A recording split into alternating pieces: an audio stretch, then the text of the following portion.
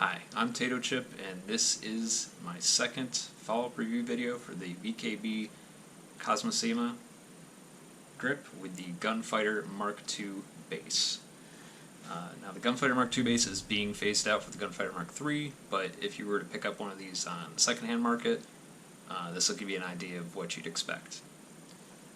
I want to thank Serenity Dawn for suggesting that I do this. It's been a few months since he did, but finally got around to it, and also about a month ago I was able to get some problems resolved with the stick, which I'll go over. So first up is button layout.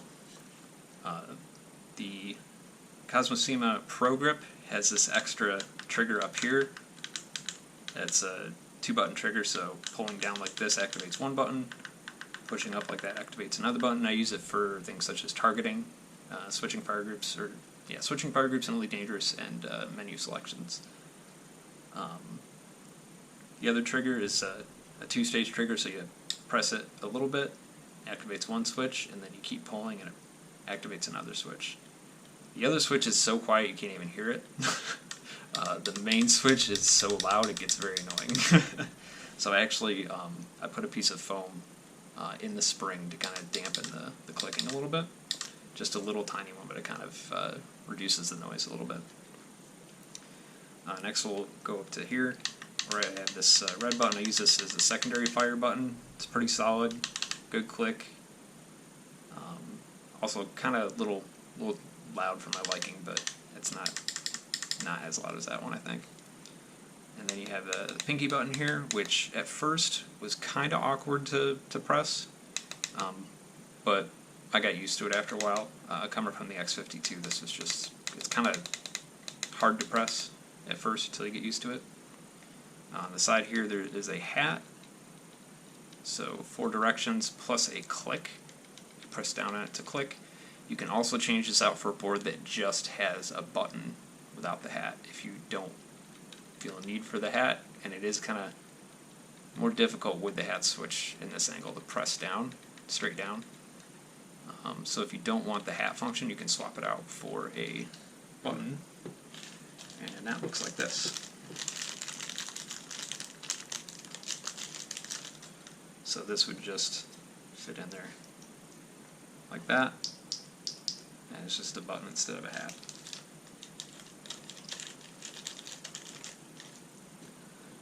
And coming up to the other hat switches, you might notice this one's actually on wrong.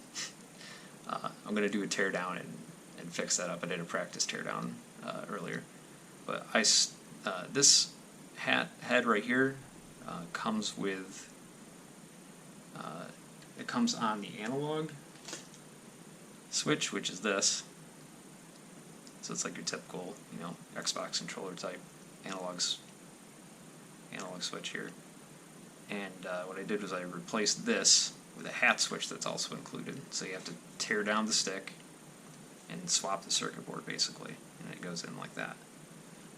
Reason I swapped this head for this head was that I do all my pit management and stuff on this, and it's easier with the rounded head for me to make quick rolling movements like this versus the castle hat. And the castle head, I use this for targeting, stuff like that. So all these have a click, so you can click like that on all 3 of them. I don't believe, actually no, this has a click as well. I didn't even check that, but yeah, you can totally click the stick and then have an extra analog. I'm not sure what you'd want to use it for. Maybe if you were just doing a single stick and you wanted to do thrusters, that's an option. But I'll go through how to get to the point where you can install this or swap this out in a teardown section.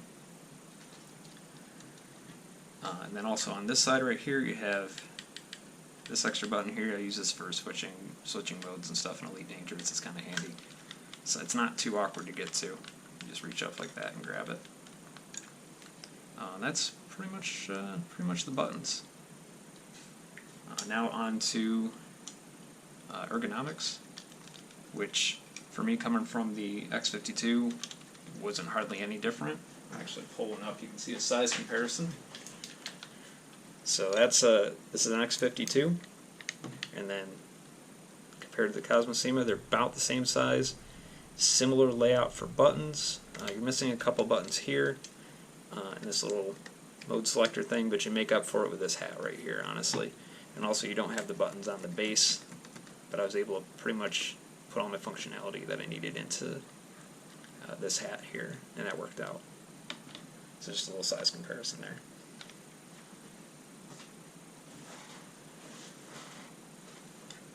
Now the grip does come with a pad on the side here.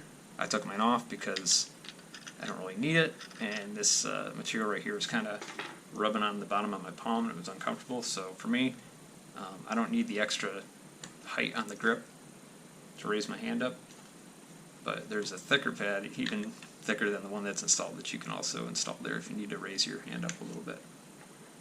So if you have smaller hands, they're accommodating you. And then getting into the gimbals, it comes with these smoother profile cams, the 10s, and they roll along the bearing like that,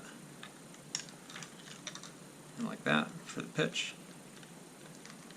And they come with the number 20 springs installed, but they give you extra packs of springs and they're labeled with the tension. So they give a pack of 10s, 20s, 30s, and 40s.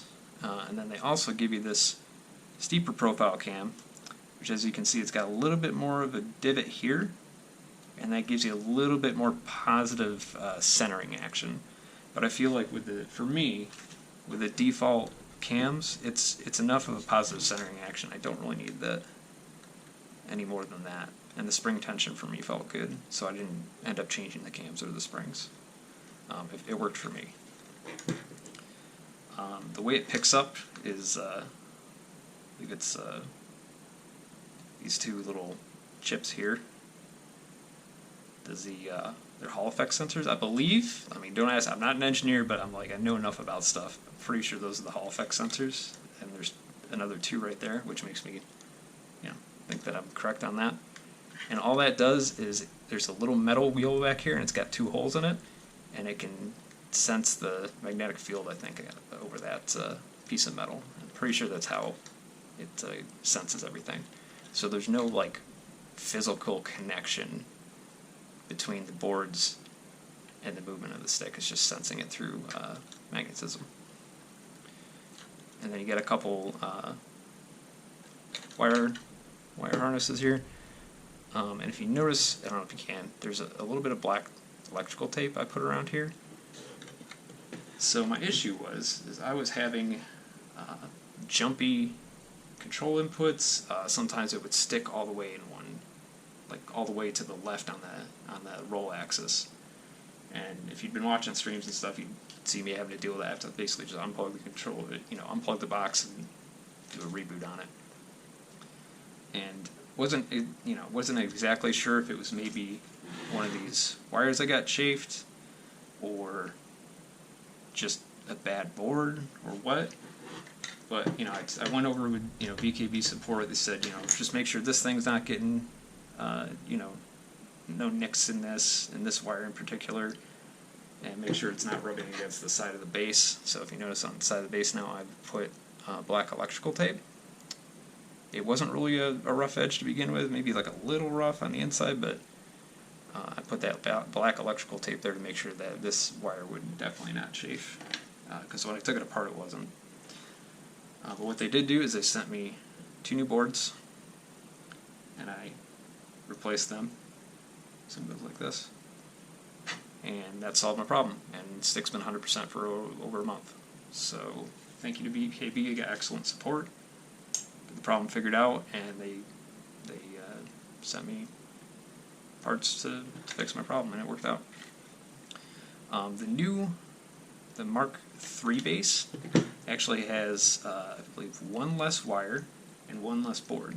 Reason being, it's because this board in here, which is basically the connection that goes out to the 4-pin connector that goes to the base, this board now contains the sensors of this board. So there's 1 less part. And I like that. Less parts to get the same job done. That to me is better. So they also made it easier to disassemble the stick. You don't have to take all these bolts out here. It's just 4 bolts holding the base on, and that's nice. So the Mark III is definitely an improvement on the Mark II. So definitely a positive experience with the VKB customer service, so kudos to them. And I believe now I'm going to do a teardown, and I'm going to cover that in a second video because it's going to take a minute. So I will link that in the outro and also in the description. You can check that out. But thank you for watching, and I'll catch you later.